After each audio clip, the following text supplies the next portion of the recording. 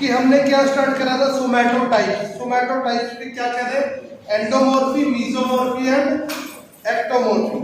तो page number है 108। एंडोमॉर्फी, एंडोमॉर्फी क्या होती है? This physical physique of human can be notice by increasing fat storage, wide waist and large bone structure. जब भी क्या है, किसी भी आदमी का क्या होगा, फैट स्टोरेज बढ़ जाएगा, मोटापा बढ़ जाएगा, फैट ज्यादा स्टोर कर लेगा, उसकी जो बोन्स है वो क्या हो जाएगी, बड़ी हो जाएंगी। बोन स्ट्रक्चर जो क्या उसका नॉर्मल से बड़ा हो जाएगा, यूजुअल से, और वाइट वेस्ट, और जो कमर होगी उसकी चौड़ी होगी, तो वो क्या होगी, एंडोमॉर्फी। वो क्या होगी, एंडोमॉर्फी।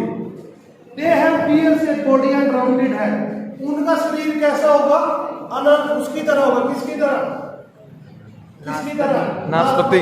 पियर शेप यानी नाशपाती, नीचे से फैला, ऊपर से गोल मटोल मुंह और बीच से पतला। ठीक है। They are considered to be slow, sloppy and lazy. उनके हाथ और पैर छोटे होंगे। नॉर्मली उनको आलसी, कामचोर और निकम्मा समझा जाता है। कैसे होते हैं उनका स्वभाव, आलसी, निकम्मा और कामचोर। एंडोमॉर्फ फीचर, फीचर कैसे होंगे, शरीर में मोटापा होगा, गोल गोल शरीर होगा, थिक रिब केज होगी, जो आपकी हड्डी है छाती वाली, ये भी कैसी होगी, ठीक होगी, मोटी होगी, भारी होगी। वाइड थिकर जॉइंट्स, जो उसके जोड़ होंगे वो चौड़े और कैसे होंगे, मोटे होंगे। Hips are wide then calories. जो आपका ये एरिया है, ये क्या है, नॉर्मल एरिया से ज्यादा चौड़ा और बड़ा होगा। शोल्डर लिम्स, हाथ है जो आपके पैरों की जो उंगलियां वो कैसी होगी, छोटी छोटी होगी। किनकी, एंडोमॉर्फिक की। देन आता है mesomorphic. The human physique have a medium size bone and solid torso are mesomorphic. जिस ह्यूमन फिजिक का क्या है, जो टॉर्सो, सबसे पहले बोन है तो वो मीडियम साइज है।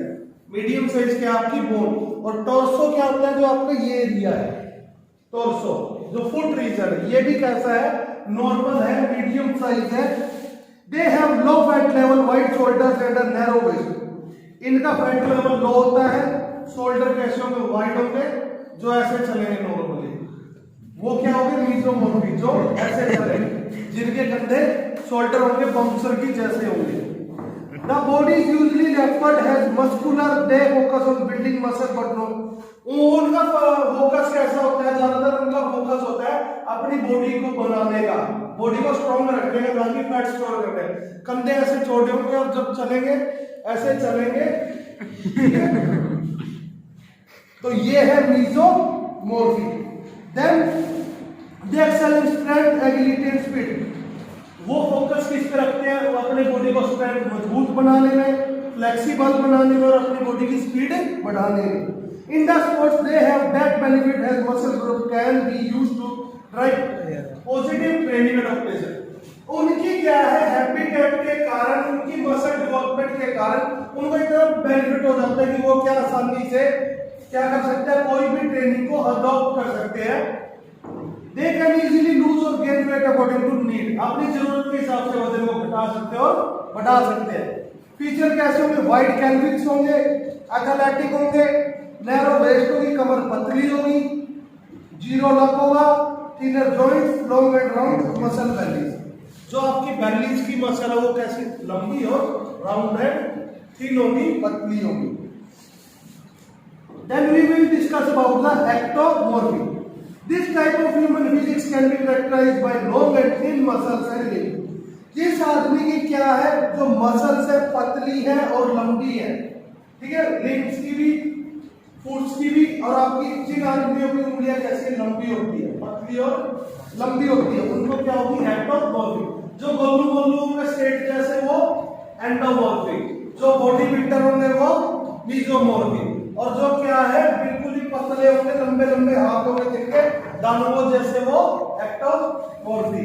वो क्या है, एक्टोमॉर्फी। जैसे खली हो, वो किस कंडीशन में आते हैं, खली हो गए एक्टोमॉर्फी में। क्यों, उनकी मसल्स कैसी, लंबी है, वो थिन बॉडी है।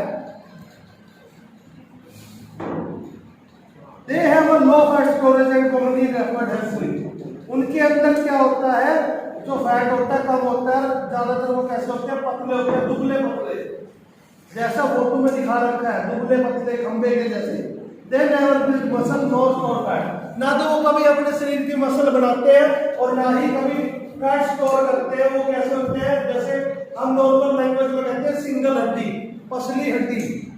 तो वो बंदे कौन से होंगे, एक्टोमॉर्फी के अंदर आएंगे। They have thin arms and legs. They have long, slender and thin bodies, so their powers to active sport are not stable, so they are more susceptible to injury. पतले हैं, लंबे हैं, ना फैट स्टोर कर रहे हैं, ना muscle बना रहे हैं, तो उनकी बॉडी क्या है, स्पोर्ट्स के लिए ज्यादा सही नहीं होती और आसानी से उनको क्या है, इंजरीज हो जाती है। उनको क्या हो जाती है, स्पोर्ट्स के अंदर इंजरी हो जाती है। Ectomorphic features, narrow hips and calves, जो उनका ये सारा एरिया है एब्डोमेन कैविटी, वो कैसी होगी, पतली होगी। जो ये एब्डोमेन कैविटी, लीन एंड ट्रीन होंगे, पतले दुबले होंगे। स्मॉल जॉइंट्स होंगे, रिस्ट एंकल होंगे, जो ये जॉइंट्स है ये छोटे होंगे, हाथ ऐसे छोटे छोटे होंगे। थिन बिल्ड होंगे, पतली बॉडी होगी बिल्कुल। स्प्रिंगली मसल बैली, जो मसल बैली है आपकी ये क्या है, बिल्कुल ही पतली तार होगी, जैसे बिल्कुल पतली पतली होगी। और लंबे लंबे हाथ होंगे, लंबे लंबे हाथ होंगे। Then आता है measurement of height related fitness, height से संबंधित किसी भी फिटनेस को, तंदुरुस्ती को हम कैसे माप सकते हैं। These measurement provide correct assessment of person body mass. ये मेजरमेंट क्या है, किसी भी बंदे की BMI का सही माप लगा सकती है। These measurement have been testing fitness for the sports team. Sports team की क्या है, फिटनेस को जानने के लिए भी हमारी ये हेल्प करता है, हमारी टीम कितनी फिट है या कितनी नहीं है। तो क्या क्या काम और ट्रेनिंग प्रोग्राम होते हैं। सबसे पहले हेल्थ रिलेटेड फिटनेस कंपोनेंट्स है जनरल फिटनेस, इसके अंदर आती है कार्डियो रेस्पिरेटरी एंडोरेंस। क्या समझते हैं आप कार्डियो रेस्पिरेटरी एंडोरेंस से? What do you understand by cardio respiratory endurance? Cardio means heart, respiratory lungs, lungs से रिलेटेड, एंडोरेंस यानी शक्ति बढ़ा, स्ट्रेंथ बढ़ा, कि वो एक्सरसाइज जो हमारी क्या है, हार्ट को स्ट्रॉन्ग बनाती है और हमारी रेस्पिरेशन प्रोसेस को स्ट्रॉन्ग करती है। हमें क्या है, जल्दी से सांस नहीं चढ़ते।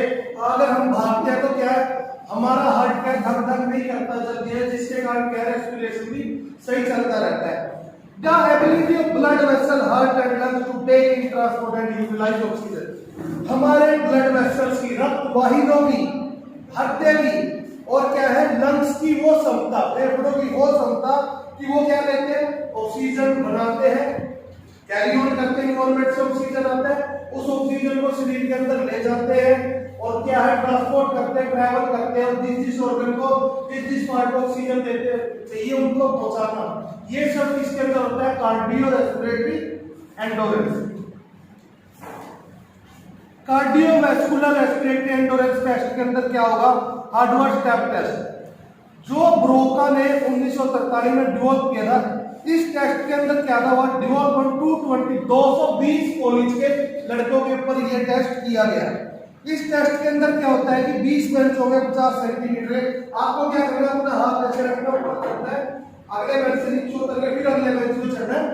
इससे क्या होगा कि आपके क्या है, कुछ टाइम के बाद क्या फटीगनेस आपको महसूस होने लगेगी, आपकी बॉडी जब प्रॉपर खींचने लगेगी तो आप क्या है, फटीग महसूस करने लगेगा और आपका रेस्पिरेशन जो रहेगा वो बढ़ने लगेगा। इसके लिए क्या क्या जरूरत है, 20 इंच के बेंच की जरूरत है। क्या है, 5 मिनट के अंदर 5 मिनट रेट ऑफ स्टेप 30 पर मिनट, 1 मिनट के अंदर 30 स्टेप करने, 5 मिनट 150 मिनट की प्रक्रिया। 150 मिनट में आपने क्या करना है, बेंच को चढ़ना है, नीचे उतरना है, फिर अगले बेंच पे ऐसे चढ़ना है, फिर नीचे जाना है, फिर नीचे आना है। ये प्रोसेस किसने की थी, ब्रोकी ने। किसने, ब्रोकी ने।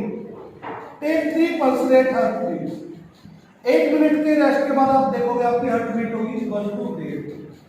फिर आप 30 मिनट का रेस्ट लोगे, फिर आप देखो वो बढ़ चुकी होगी, वो बढ़ती चली जाएगी। Take pulse for 30 second, 30 second तक अपनी धड़कन को नाप के देखना। आप देखोगे कुछ समय के बाद वो तेज हो चुकी होगी आपकी हार्ट बीट। हार्ट बीट क्यों तेज हो चुकी होगी, क्योंकि आपकी बॉडी क्या है, प्रॉपर वर्क फंक्शनिंग में आ रही है।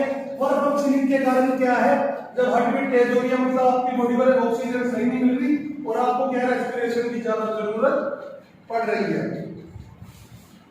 फिटनेस इंडेक्स कैसे निकाला जाता है?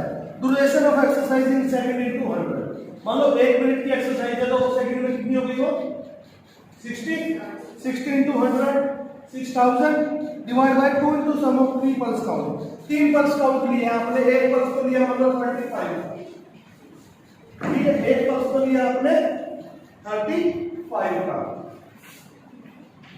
एक पल्स लिया आपने 20 का, एक पल्स लिया आपने 40 का, तो इनका सम कितना होगा 40 20 60 और 30 95। एक मिनट की एक्सरसाइज इन सेकंड, ठीक है, तो वो कितनी हो गई 60 into 100,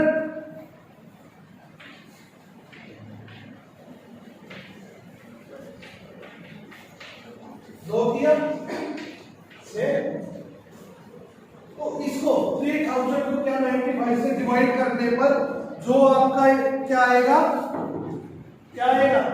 आंसर, वो क्या होगा आपका फिटनेस इंडेक्स।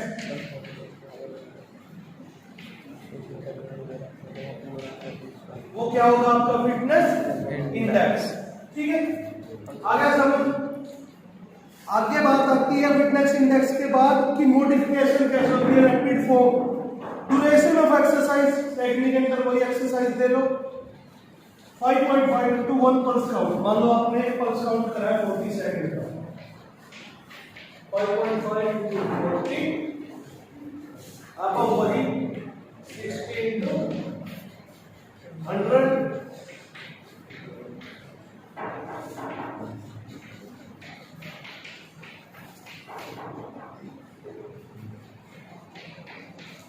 इसको ऐसे भी लिख सकता हूं तो 55 गुणा 4 220, गुणा में 10 नहीं आएगा, गुणा में 10 तो क्या करेगा। तो ये क्या निकल जाएगा आपका मॉडिफिकेशन रैपिड फॉर्म, ठीक है जी। फिटनेस इंडेक्स इसमें अगर आपको रैपिड फॉर्म में जल्दी से फिटनेस इंडेक्स निकाल लो तो वो कैसे निकलेगा मिनट, जो आपका टाइम है वो कैसे दिया जाएगा, time in second into 100 by में 5.5 इनटू 1 प्लस 1 पल्स काउंट, एक पल्स काउंट, ठीक है। ये निकल जाएगा आपका रैपिड फॉर्म का F5 fitness index. Then we will talk about some example, like if you have a fitness index which is lower than greater than 96, then it is excellent. When it is between the range of 83 to 96, it is good. When it is in the range of 68 to 82, it is average. When it is below 67 but higher than 54, it is low average. But you have a fitness index, if it is less than 54, then you are very bad fitness index. You have a power of doing any work is near negligible.